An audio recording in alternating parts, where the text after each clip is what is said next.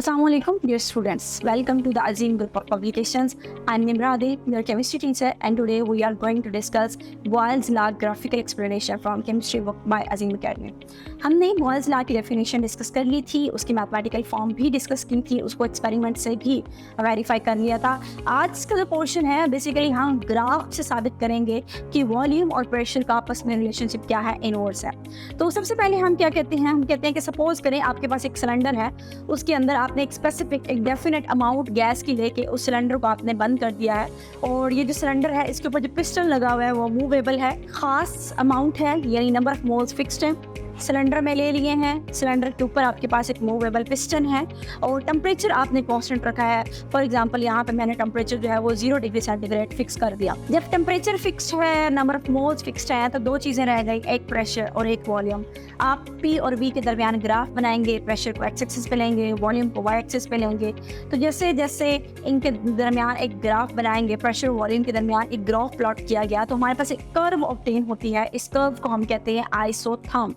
इस आइसो का मतलब होता है सेम एंड थर्म का मतलब है टेम्परेचर. चूंकि हमने टेम्परेचर फिक्स कर दिया था, टेम्परेचर कांस्टेंट था, मैंने 0 डिग्री सेंटीग्रेड फिक्स किया था, तो मेरे पास एक कर्व आ रही है.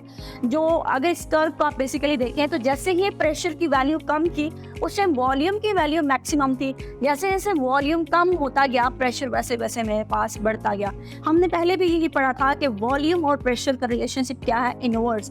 जब प्रेशर कम है तो वॉल्यूम मैक्सिमम है, जैसे जैसे प्रेशर बढ़ा वॉल्यूम वैसे वैसे क्या होता गया, कम होता गया और एक डिक्रीजिंग कर्व हमारे पास आती है. इस कर्व को हम क्या कहते हैं, आइसोथर्म कहते हैं. उसके बाद नेक्स्ट हमारे पास है कि अभी इस केस में आपने जो टेम्परेचर रखा हुआ है वो 0 डिग्री सेंटीग्रेड था. अब मैं कहती हूँ कि P और V के दरमियान ग्राफ बनाए जिसमें P तो एक्स एक्सिस पे ही है, V वाई एक्सिस पे ही है. लेकिन अब टेम्परेचर जो है आप अगर 0 डिग्री सेंटीग्रेड था तो आप टेम्परेचर को मैं चेंज करके मैं 25 कर देती हूँ. यानी आप टेम्परेचर 0 से 1 2 3 4 5 तक बढ़ाते जाएं. जब 25 आ जाएगा देन आपने फिक्स कर लेना है और इस फिक्स टेम्परेचर पे, इस कांस्टेंट टेम्परेचर पे दोबारा एक ग्राफ को ऑब्जर्व करेंगे. जब आप प्रेशर और V के दरमियान एक एलिवेटेड यानी इंक्रीज टेम्परेचर पे दोबारा मैंने P और V का बिहेवियर स्टडी किया तो मुझे एक नई कर्व ऑब्टेन होगी. लेकिन इस कर्व में क्या देखा गया, when a graph is plotted between P and V then a new curve is obtain which moves away from the both axis.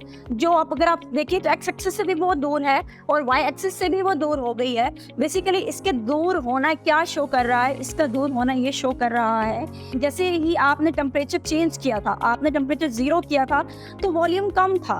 जैसे ही मैंने टेम्परेचर बढ़ा दिया, टेम्परेचर को मैं 25 पे ले गई, तो टेम्परेचर के इंक्रीज करने से वॉल्यूम भी इंक्रीज हो गया जिसकी वजह से वो एक्स एक्सिस और वाई एक्सिस से कर्व जो है वो अवे मूव कर जाती है. उसके बाद सेकंड ग्राफ है जिसमें हम पहला ग्राफ P और V के दरमियान था, pressure was taken on X axis and volume was taken on Y axis. दूसरा ग्राफ है जिसमें आपने प्रेशर और वॉल्यूम के दरमियान तो ग्राफ बनाना है लेकिन यहाँ वॉल्यूम की बजाय आप इनवर्स ऑफ वॉल्यूम यूज करेंगे. वॉल्यूम और प्रेशर का रिलेशनशिप इनवर्स है लेकिन प्रेशर और 1/V का वॉल्यूम इनवर्स नहीं है. 1/V का रिलेशनशिप डायरेक्ट है. V के साथ इनवर्स एंड 1/V के साथ क्या है, उसका रिलेशनशिप डायरेक्ट है. तो अब जो ग्राफ मैं बनाऊंगी उसमें एक्स एक्सिस पे मैं 1/V को लूंगी जबकि वाई एक्सिस पे मैं किसको लूंगी, प्रेशर को लूंगी. When a graph is plotted between 1/V on X axis and pressure on the Y axis then again A straight line is obtained. पहला जो ग्राफ था उसमें कर्व आई थी. कर्व किस चीज को शो कर रही थी कि एक चीज के बढ़ने से दूसरी चीज कम हो रही है. लेकिन अब हमारे पास स्ट्रेट लाइन आई है. स्ट्रेट लाइन ये शो कर रही है कि एक चीज के बढ़ने से दूसरी चीज कम नहीं हो रही बल्कि एक चीज के बढ़ने से दूसरी भी बढ़ेगी, दूसरी के कम होने से पहली भी कम होगी. तो बेसिकली जब मैंने 1/V और P के दरमियान एक ग्राफ ड्रॉ किया तो मेरे पास एक स्ट्रेट लाइन ऑब्टेन हुई. ये स्ट्रेट लाइन उनके दरमियान डायरेक्ट रिलेशनशिप को शो कर रही है. P is directly proportional to 1/V. तो हमारे पास अगर इस कर्व को आप देखें तो ये जो स्ट्रेट लाइन है बेसिकली ये कहाँ से अराइज कर रही है, ये ओरिजिन से अराइज कर रही है. ये बता रही है कि जब 1/V 0 था तब P भी 0 था. जब 1/V की वैल्यू इंक्रीज हुई तो आपके पास P की वैल्यू भी इंक्रीज हो गई, जो उनका डायरेक्ट रिलेशनशिप बता रहा है कि P के बढ़ाने से 1/V भी बढ़ता है. और P के कम करने से 1/V भी कम होता है। इसका मतलब क्या है, दोनों के दरमियान रिलेशनशिप क्या है, डायरेक्ट है। अब ये तो एक टेम्परेचर कम पे मैंने T1 टेम्परेचर पे ग्राफ ऑब्टेन किया तो एक स्ट्रेट लाइन आई। अब मैंने क्या किया, टेम्परेचर को इंक्रीज कर दिया, टेम्परेचर चेंज करके मैंने T2 टेम्परेचर कर दिया।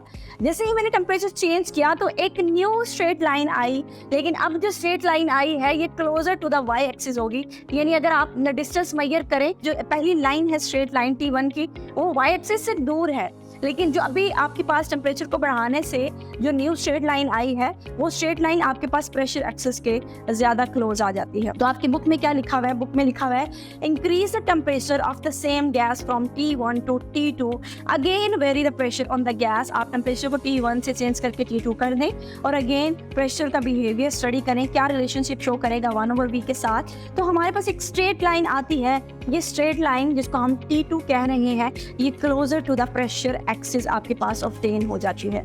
उसके बाद नेक्स्ट हमारे पास है, आपने एक ग्राफ प्लॉट करना है, ना तो P के दरमियान और V के दरमियान है, ना तो P और 1/V के दरमियान है, बल्कि आप जो ग्राफ में ड्रॉ करूंगी that is between P and PV, जिसमें आप एक्स एक्सिस पे लेंगे प्रेशर को, जबकि वाई एक्सिस पे आप क्या लेते हैं, PV का प्रोडक्ट लेते हैं।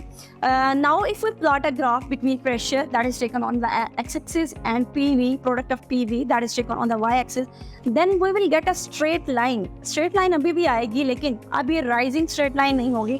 This straight line is parallel to the X axis, X axis के साथ साथ पैरेलल हमें एक लाइन ऑब्टेन होती है।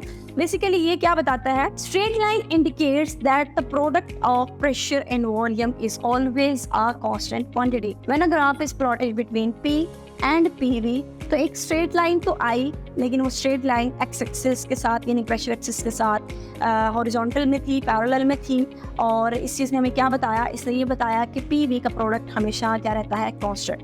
अगर आप टेम्परेचर को चेंज करते हैं, ये खास टेम्परेचर पे आपके पास स्ट्रेट लाइन आई थी, T1 पे फॉर एग्जांपल आई थी, और आप टेम्परेचर को चेंज करके T2 कर देते हैं, तो जब आप T2 करेंगे तो आपके पास स्ट्रेट लाइन तो आएगी, लेकिन वो एक और स्ट्रेट लाइन आएगी जो इसी पोजीशन पे नहीं होगी।